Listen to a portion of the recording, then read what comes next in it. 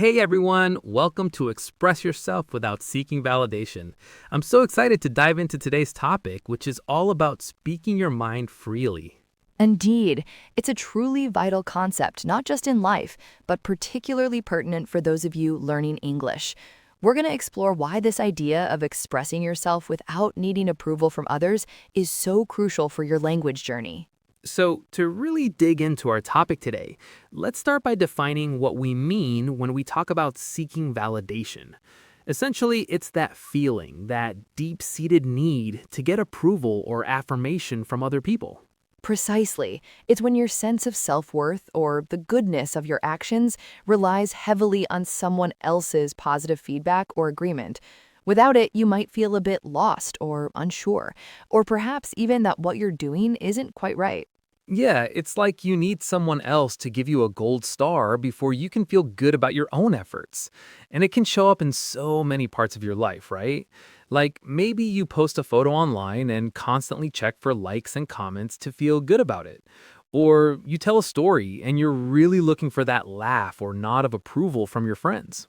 Absolutely. It could be in your professional life, always needing your boss to praise your work, or in personal relationships, constantly asking for reassurance from a partner. It's that external gauge rather than an internal one. It becomes a habit, almost an instinct, to look outside ourselves for confirmation that we're on the right track or that we're good enough. Right, so why do we actually do this? Why do we constantly look for others to tell us we're doing well or that our ideas are good? Well, a big part of it often comes down to insecurity. When we're not entirely sure of ourselves or we lack self belief, we naturally turn to others for confirmation. We want someone else to validate our thoughts or actions to make us feel more secure in them. Then there's the fear of judgment. Nobody likes to be criticized, do they? So we seek approval as a way to avoid potential negative feedback or ridicule. It's a protective mechanism in a way. And finally, societal pressures play a significant role. From a young age, we're often taught to value external achievements and the opinions of others. It can be quite ingrained in us to measure our worth by how others perceive us. Okay, so let's bring this home for all our amazing English language learners out there. This idea of seeking validation, it hits particularly hard when you're trying to master a new language. How many times have you held back from speaking because you were terrified of making a mistake? Or maybe you worried about sounding imperfect? I know I have, even in my native language sometimes. That fear, that constant need for external approval, it can really hinder your progress and chip away at your confidence. You see, if you're always waiting for someone to tell you that was good before you feel okay about what you said, you might never actually say anything at all. This mindset, it truly prevents you from practicing, from trying new words, from just getting out there and improving.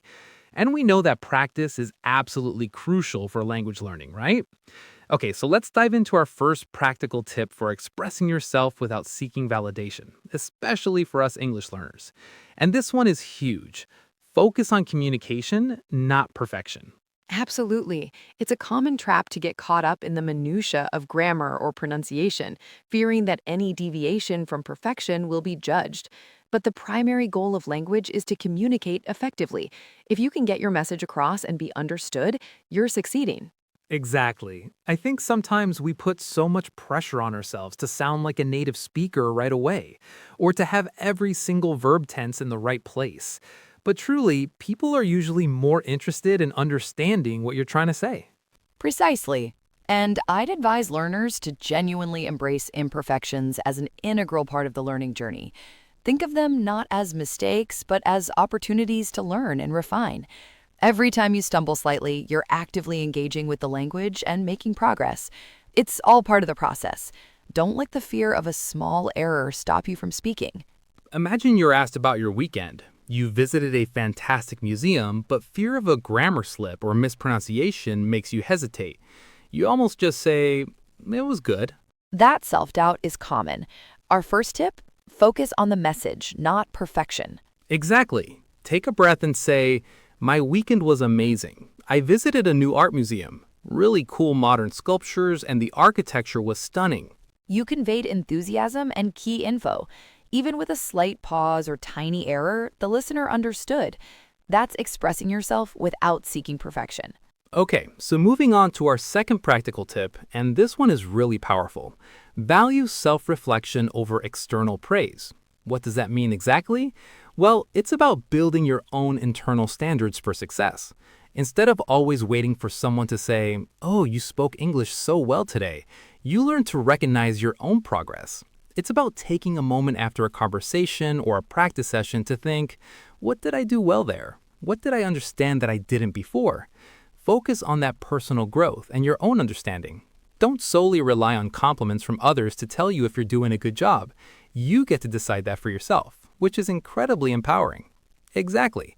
Let's think of an example. Say you've been working on understanding phrasal verbs, which can be tricky, right? And you're listening to a podcast, maybe even hours, and suddenly you fully grasp a sentence with put up with or call off without even having to stop and think about it. A splendid feeling that. Instead of immediately turning to someone and asking, "Did you hear that? I understood it." You simply acknowledge that moment of understanding within yourself. Yes, you just have this little internal fist pump, that quiet, nailed it moment. Or you use a new idiom you learned, like break a leg, to wish someone good luck, and it just rolls off your tongue naturally in conversation. You don't need someone else to say, "Wow, great idiom usage." The satisfaction comes from your own recognition of progress, that you've expanded your capability. That internal validation is far more powerful and lasting. Right, let's round off with a few useful phrases connected to what we've been discussing. First up, to hold your own. This means to maintain your position, your strength, or your opinion in a challenging situation without being overwhelmed. For example, if you're in a debate and you hold your own, it means you're contributing effectively and not letting others dominate you. Next, to be your own harshest critic. This phrase describes someone who is excessively self-critical, often more so than anyone else would be. It links to our point about internal validation. And finally, to take something in stride. This means to deal with difficulties or setbacks calmly and easily, without getting upset or agitated. It's a great mindset for language learning, isn't it? When you make a mistake, you just take it in stride and learn from it. So, to wrap things up, remember that building intrinsic motivation and speaking English with confidence truly comes from within you. Don't wait for others to tell you you're doing well. Recognize your own progress and celebrate it. That's where the real growth happens. All right, everyone. Thank you so much for tuning in to Express Yourself Without Seeking Validation. Indeed, we hope you feel more empowered to continue your English learning journey with renewed self-assurance. Absolutely. Keep practicing, keep speaking, and remember that your voice is valuable. We'll catch you next time.